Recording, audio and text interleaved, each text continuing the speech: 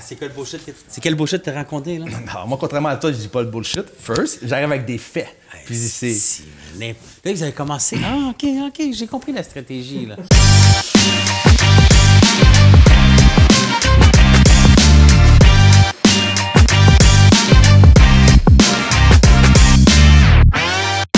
Bonjour tout le monde, bienvenue dans la game du courtage. Aujourd'hui, vous allez voir, Steve n'est pas encore arrivé, en fait. Donc, il va sûrement arriver, il est en rendez-vous. Mais je voulais quand même commencer un peu à parler d'un sujet quand même assez chaud, qui a quand même fait beaucoup parler là, sur si on investit après un an. Tu sais, Steve il dit que si tu contractes des travaux, c'est garanti qu'après un an, tu ne feras pas ton argent, tu vas en perdre, ou du moins, tu vas arriver break-even. Donc, ça l'a bien à donner. J'ai un client qui a acheté en 2024, en fait, une propriété dans la Naudière. Et puis, je vais être franc avec vous, son but, c'était pas de revendre. Donc, techniquement, c'est sûr que là, on va faire les comparatifs, admettons, de l'argent qu'il aurait investi avec un contracteur, à combien il a vendu, puis combien il lui reste dans ses poches. Mais à la fin de la journée, c'est vraiment juste que le client a décidé de vendre parce qu'il y a une opportunité d'acheter une propriété qui est vraiment dans le secteur qu'il recherchait. Donc, c'est pour ça qu'on est arrivé avec un comparatif qui est super récent. Ça date de quelques mois seulement. Donc, en gros, je vais vous expliquer un peu les chiffres. Donc, en gros, mon client l'a acheté en 2024 à 600 000 la propriété. Pour faire une histoire courte, elle était quand même sur le marché depuis un petit bout de temps à un prix plus élevé. Donc, veux pas, je pense que le prix demandé à l'époque ne reflétait pas vraiment la valeur de la propriété. Donc, elle avait quand même été sur le marché quand même un petit bout de temps. Et on avait quand même réussi à avoir, à mon avis, un bon prix. Donc, pour ce qui est du 9 000 que vous voyez en dessous, c'est la taxe de bienvenue. Je vais vraiment mettre toutes les dépenses que mon client a eues parce que je connais Steve. Il va vouloir arriver me retourner dans le coin. Donc, j'ai mis la taxe de bienvenue. Les deux chiffres que vous voyez ici, pour faire une histoire courte, mon client a fait lui-même les travaux.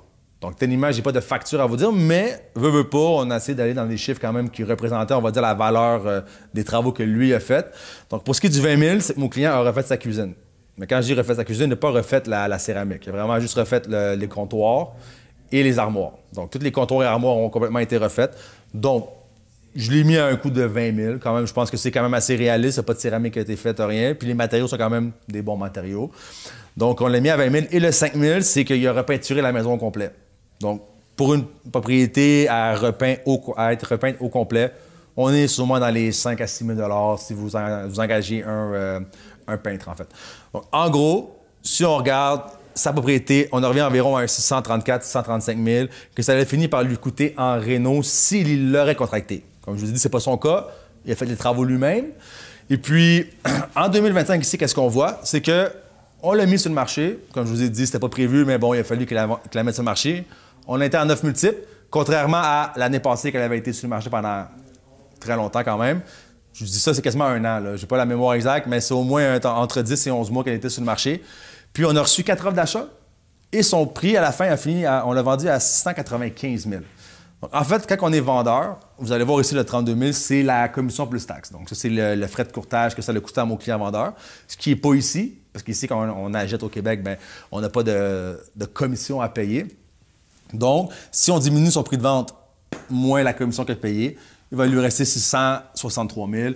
On pourrait aussi rajouter peut-être le frais de notaire, qui va être environ 1 500 2 000. Donc, si on veut vraiment arriver avec je vais même vous le rajouter maintenant parce que je n'ai pas envie que Steve chiale. 2 000. Puis ça, à 2 000 pour un vendeur, vous le savez, c'est quand même assez dispendieux. Donc, on arrive avec un 661 000. Donc, en gros, on parle d'environ plus ou moins un 30 000 de différence. Donc, techniquement, quand Steve dit que vous perdez de l'argent, c'est faux parce qu'on a vraiment un exemple qui est concret qui a été vendu dans le marché actuellement. Ensuite, après, qu'est-ce qu'il va pouvoir vous dire? Là, je vous dis tout ça avant qu'il arrive. Là. Vous allez voir après, il va dire les mêmes choses, mais au moins, vous allez être prévenu. Qu'est-ce qu'il va pouvoir dire? C'est que, OK, mais David, ton client a investi 25 000 pour en faire 30 000. Donc, il va dire, bah, il est arrivé break-even. Moi, sur ce point-là, j'avoue que je suis plus ou moins d'accord. Parce que si on se fie à l'année passée, qui était quand même d'origine de la propriété, veut pas, on l'aurait pas vendu 35 000 de plus. En même temps, on va dire, s'il fait aucune réno ici, on vend pas la maison, on va dire 6,30 ou 6,35 parce que techniquement, le marché a changé. Oui, en 2025, il est meilleur qu'en 2024. Mais pour moi, l'apport du 25 000 qu'il a mis ici pour avoir au final dans ses poches un 660 000 a valu la peine, à mon avis, parce qu'on a eu vraiment beaucoup d'intérêt pour la propriété. Et puis, au final, j'ai hâte de voir ce que Steve va dire, il va sûrement arriver bientôt, mais à la fin de la journée, pour moi, ça a été contracté et au final, le client, pour moi, fait quand même de l'argent. Puis ça n'a pas été des grosses rénos. Tu sais, quand on parlait aussi des fois côté les meilleures rénovations, bien, mon client ici a fait pour moi 2 des 3 meilleures rénovations qu'on peut faire. On en parle souvent, mais c'est cuisine, salle de bain, les planchers aussi si on veut, mais la peinture.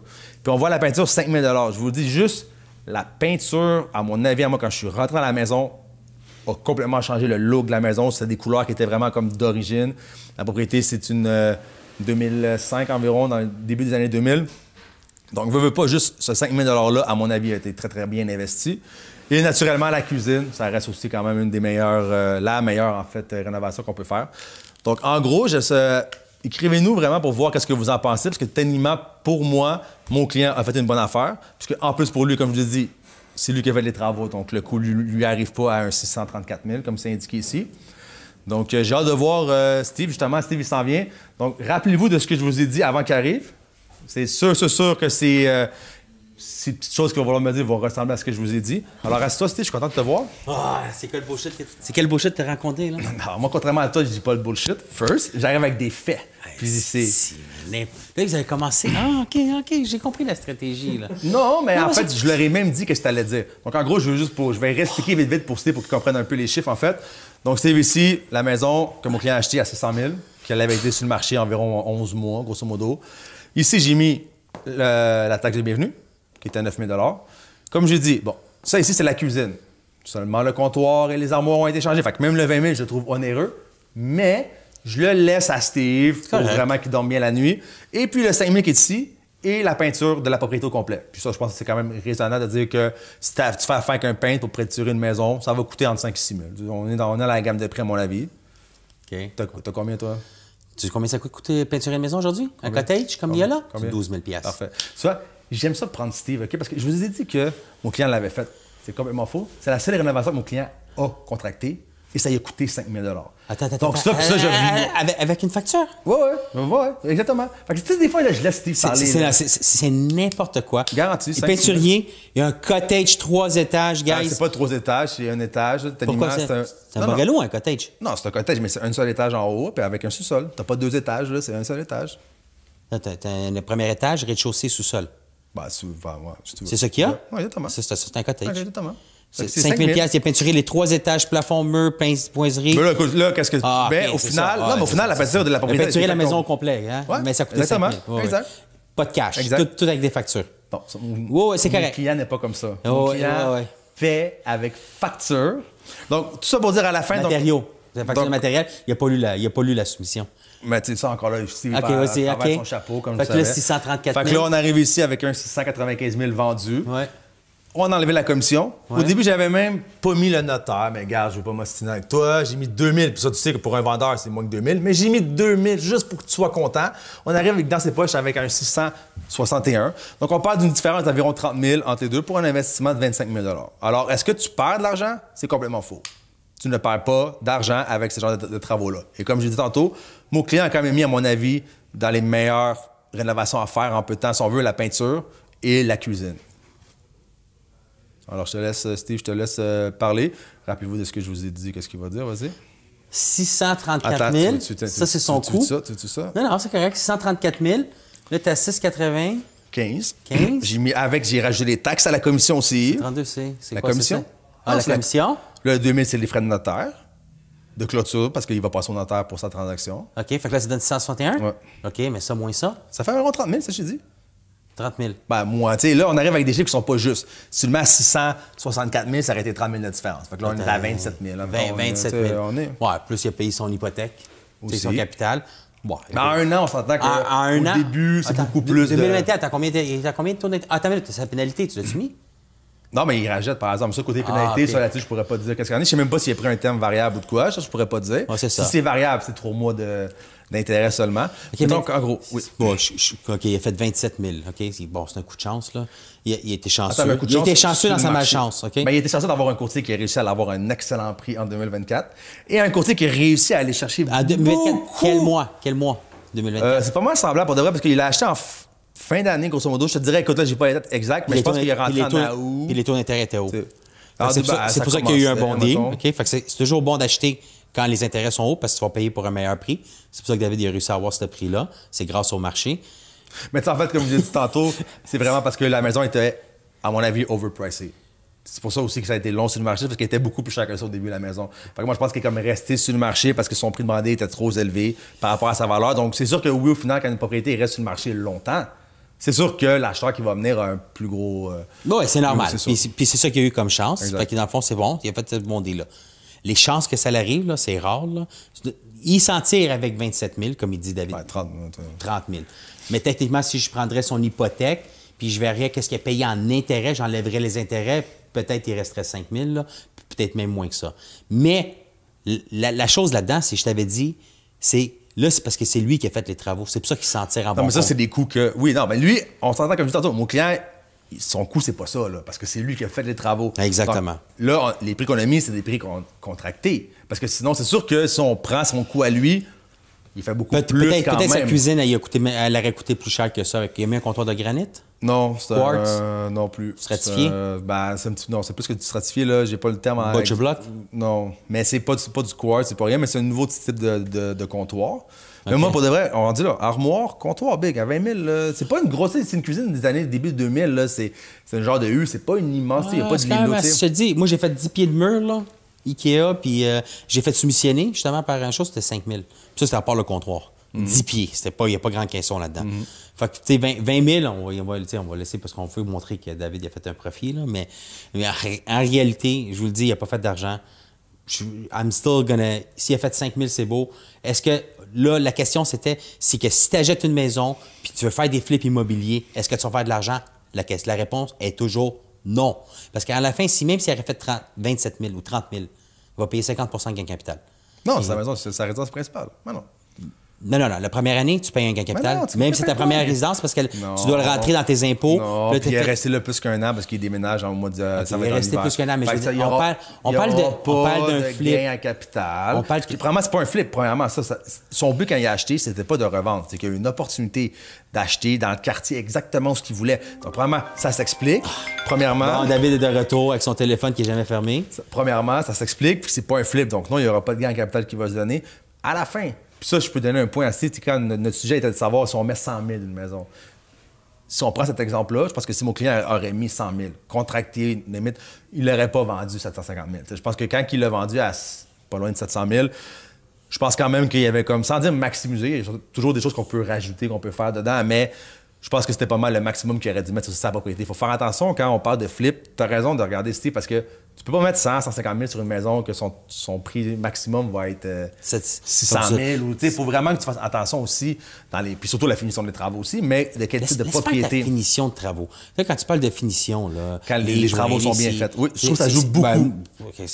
Dans le terme de la construction, de la finition, là, c'est quand tu installes tes plaintes, tu fais le joint de latex. Que c'est bien fait, en même temps. C'est bien fait. C'est de la finition. Là. Mais que les travaux soient bien faits, c'est une autre chose. Oui, c'est sûr qu'il faut que les travaux soient bien faits. Il y a beaucoup de monde qui ne le voit pas, je te dirais. Il y a beaucoup de monde qui ne le voit pas. Que les travaux soient bien faits, ils vont juste voir « Hey, c'était refait. C'est beau, tape à l'œil. » Comme j'ai dit, j'étais allé voir des clients. Ils disent « Hey, c'est beau, c'est bien fait. » Mais quand je commence à montrer les défauts au niveau de la construction, mais les autres, ils ne l'ont pas vu. Fait que oui, c'est sûr que quand nous, on est là, on rentre en ligne de compte, on est là pour les conseiller. Mais la question primaire, c'est que si... on parlait de flip immobilier. On ne parlait pas d'une personne normale qui achetait une maison, qui la revendait dans un an puis qui mettait un montant d'argent. Si on dit, est-ce qu'il y a encore des flips immobiliers qui se font aujourd'hui puis qu'il y a de l'argent à faire? Non, il n'y en a pas. Parce que oui. Ça dépend des produits. Ça dépend des... Comme je vous dis, ça, c'est comme quand on parle de condo. Je suis pas pro-condo pour tous les condos. Ça dépend quel type de condo tu achètes, comment c'est géré. Donc, à la fin de la journée, si tu me dis, le condo-là, il est mal géré depuis 10 ans, tu vas-tu l'acheter? Non, achète-les pas. Les flips, pour moi, c'est la même chose. C'est que techniquement... Tu sais, Sébastiano, quand il est venu dans nos podcasts, il disait qu'un de ses mentors avait dit le plus important, c'est le prix que tu l'achètes de départ. C'est ça qui va guider beaucoup si au long terme, tu vas faire de l'argent ou non. Puis dans les flips, je pense que c'est un peu le même principe, dans le sens que...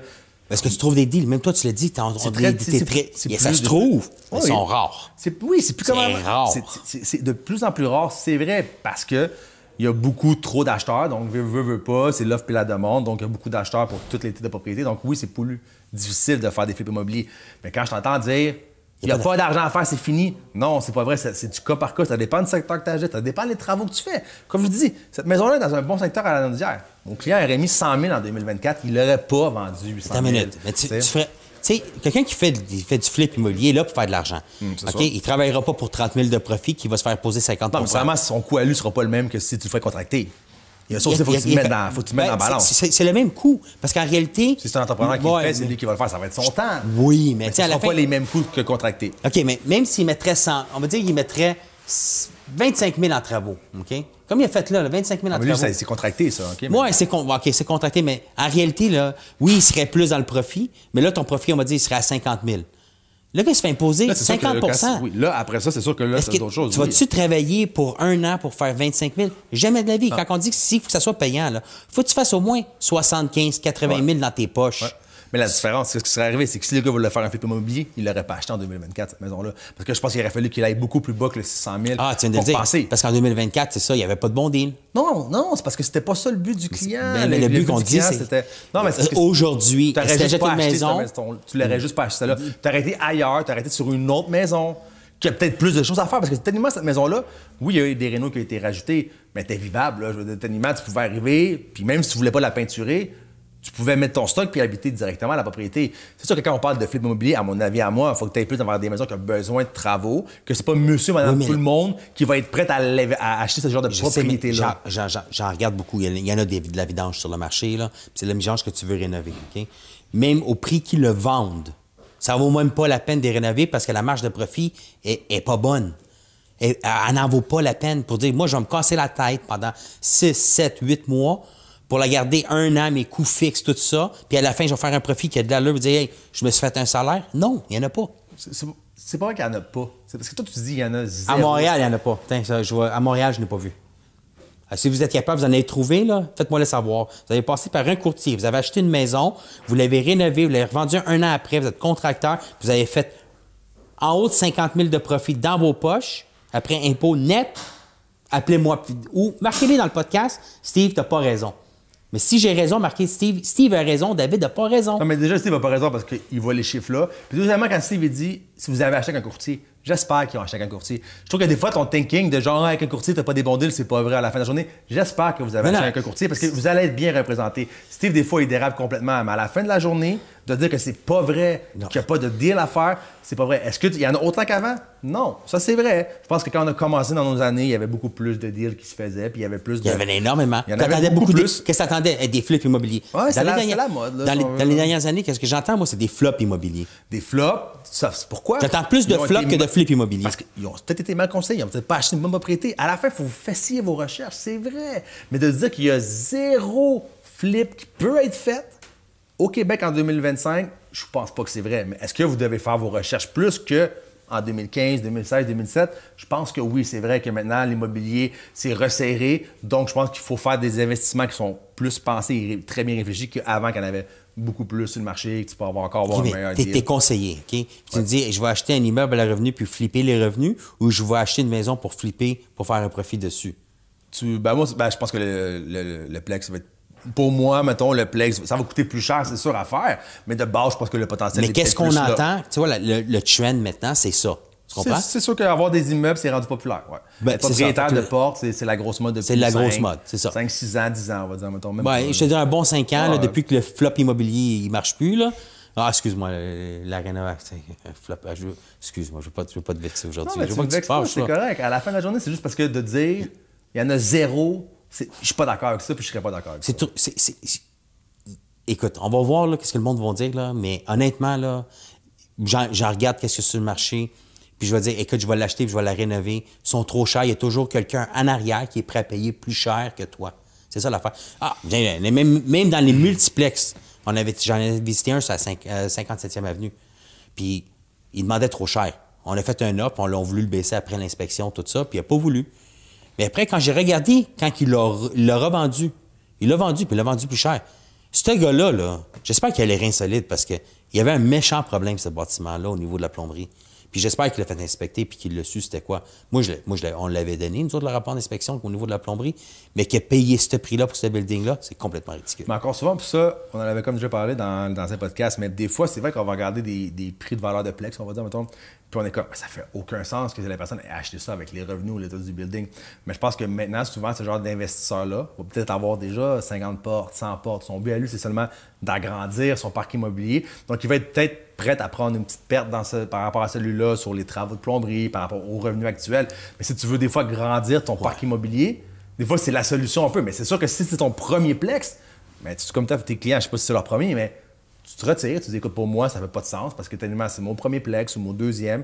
Mais la personne qui va arriver là avec 100 portes, 50 portes, 75 portes, il est peut-être prête à prendre Non, une petite il y avait trop de lacunes au niveau du building, il y avait trop d'argent à mettre, trop d'infiltration d'eau qui se faisait au niveau du bâtiment. Le problème, c'est que des fois, il y a du monde qui achète, puis ils s'en foutent un peu, là, que ce soit, ils vont le laisser de même. Ils vont dire, on va mettre les loyers bas, puis tu payes pour qu'est-ce que tu as, là. Aujourd'hui, le problème, c'est qu'ils sont pas en bon état, puis tu payes trop cher. Mais c'est sûr que maintenant, on en parle. Puis c'est un peu un lien avec, quand tu parles des flips ou flops. C'est quand tu dis, admettons, qu'il n'y a plus d'argent à faire. C'est vrai que les immeubles à revenus se vendent beaucoup plus cher qu'avant. Parce que quand on a commencé, nous autres, au début, là, on parlait de quoi? 12 fois les revenus? Ton plex à toi, même, tu l'as payé 10 fois dans le temps. 7 fois et demi les revenus. Je pensais 7 fois et demi. En quelle année ça, c'était en 2011. Bon, 2011, c'est sûr que ça fait quand même beaucoup, mais tu sais, on parle de 7 fois et demi les revenus. Maintenant, on retrouveras jamais ça. Là. Je veux dire, même si on va à Trois-Rivières, ils sont rendus à 13 fois, à Shawinigan, dans les coins qui sont plus abordables, tu n'auras pas quand même pas à Trois-Rivières, ils ne sont pas à 13 fois, ils sont même pas à 13, 14, ils sont bien plus haut que ça. À cause, c'est comme maintenant, beaucoup de monde vont vers ces places-là. Trois-Rivières, ça fait au moins un bon 3 ans là, que ça a un gros boom immobilier. On fait des allers-retours, là, ouais. Ça fait faire. David fait des allers-retours, moi je ne vois pas à Trois-Rivières, là. David en fait là, à Trois-Rivières, puis David, là, il aime ça. Non, mais ça dépend tout le temps, c'est par rapport à avec son char électrique, puis il est obligé d'aller se plugger 20 minutes pour se rendre là-bas. En hiver, c'est vrai, je dois me plugger. Par exemple, en été, ça passe bien, ça va, je peux faire un aller-retour. Le char électrique. Ça serait un autre sujet dans notre podcast. Mais écoute, je suis content d'avoir montré à Steve que les chiffres, ça se fait, puis que c'est pas vrai que c'est zéro. Mais vraiment, lancez-vous pas. C'est parce que David, là, qu'est-ce qu'il dit, là? C'est la conversation, pas aller voir les autres podcasts. Moi, je dis entrepreneur qui va faire de l'argent. OK? Puis là, David, il arrive avec un modèle ici, que c'est son client qui l'a acheté. Mais j'y mets des prix contracteurs. Il a mis des prix contracteurs, mais c'est son client qui l'a acheté. Fait qu'à la fin, s'il serait contracteur, il ne ferait pas une scène. OK? Il irait voir David, il dit, pourquoi tu m'as fait acheter ça? Ça fait pas de sens. Arrête, là. Tu le sais bien. C'est pas grave. Non, je suis pas d'accord. Mais à la fin de la journée, écoutez, écrivez dans vos commentaires pour voir qu'est-ce qu'il y en a. Bon, à la fin de la journée, faut juste, puis sérieusement, qu'on parle de flip, puis on parlait tantôt, là, mettons, là, que parle de flop, oui. De flip immobilier, puis d'acheter des plex. Vraiment, lancez-vous pas la tête penchée vers l'immobilier. C'est vrai que l'immobilier, ça reste quand même qui est un avoir quand même qui est assez, on va dire pas sûr, parce qu'on sait jamais qu'est-ce qui peut arriver, mais ça reste quand même que l'immobilier au Québec se porte bien. Sauf que, faut pas dire oui à n'importe quoi. Faut voir le type d'acheteur que tu es. Oui, c'est ça. C'est quoi le risque que tu es prêt à prendre sur un immeuble? Acheteur, exactement. Puis quelqu'un qui veut investir, je suis 100% d'accord avec toi. Chacun a des investissements complètement différents. Moi, je vais acheter des buildings, qui c'est de la vidange, puis je vais les rénover, puis ça, c'est mon style. Toi, vu que tu ne sais pas mettre un clou sur un mur, mais c'est sûr que toi, tu vas acheter quelque chose qui est plus clé en main. Puis on va dire que tu break-even. Sur 5 ans, s'il prend son plus-value, c'est là que tu vas aller chercher. Fait que tu pourrais être cet investisseur-là qui dit, moi, j'ai l'argent, je mets la mise de fonds, puis je m'assis sur mon investissement. Dans 5 ans, il va être très rentable. Tu vas pouvoir peut-être le refinancer. Après ça. Fait que ça, c'est un autre style d'investisseur, puis c'est correct. Ça en prend des différents, toutes sortes d'investisseurs. Puis c'est sûr que quand on fait une mise en marché sur un immeuble, c'est que si tu vas aller chercher le maximum, mais tu sais que c'est ce genre d'investisseur qu'il te faut. C'est ça qu'on fait. Puis, une chance que David, moi, j'y montre beaucoup de choses, comme ses calculs ici. En tout cas, vous avez vu aujourd'hui, donc n'hésitez pas vraiment. Puis, j'ai quand même un bon podcast, j'aime ça remettre Steve à sa place. Puis, on se voit la semaine prochaine. Quand on se voit la semaine prochaine? Tu avais 10 jours à penser pour ça quand tu étais en vacances, c'est ça, là? Non, j'avais déjà les chiffres en vacances, je le savais déjà. Tu sais, quand même, je m'étais renseigné quand même avant. Mais je savais quand même que ça aurait été rentable, ce genre de maison-là, parce que je pense que les clients, quand même, juste la peinture, la cuisine était bien faite, même le homestaging. On n'en parle pas des fois du homestaging. Combien de temps ça t'a pris la vente de la maison? Non, on l'a vendu en surenchère, on l'a vendu en une fin de semaine. On a eu une offre acceptée après une fin de semaine. On a eu quand même des conditions à faire après. Puis il y avait aussi un point, juste pour finir, le homestaging. La maison, quand elle était ici, était quasiment vide. Tu sais, dans le fond, le monsieur, il n'habitait plus vraiment là, il était sur deux. Fait quand tu arrivais à la maison, on dirait qu'elle avait. Morte. Sentait pas d'âme, ouais. Pas de vie, là. Admettons. Puis juste aussi, le fait que, qu'est-ce que mon client avait comme meuble, le homestaging qu'il a fait, ça donnait juste une vie à la maison, que quand les gens arrivaient, ils trouvaient ça vraiment plus haut de gamme. Admettons, tu sais. Fait qu'à la fin, c'est des petits détails aussi comme ça qui a fait en sorte qu'on l'a vendu quand même assez cher avec plusieurs offres sur la table. Mais. C'est toi qui as fait le design, qui avait replacé les meubles? Non, OK. Non. Puis je pense même pas que c'est sa femme, je pense que c'est lui qui l'a fait en plus, mon client. Ça vient de lui. Mais, bonne semaine, on se voit la semaine prochaine, puis on a hâte de lire vos commentaires. Ciao. Ciao.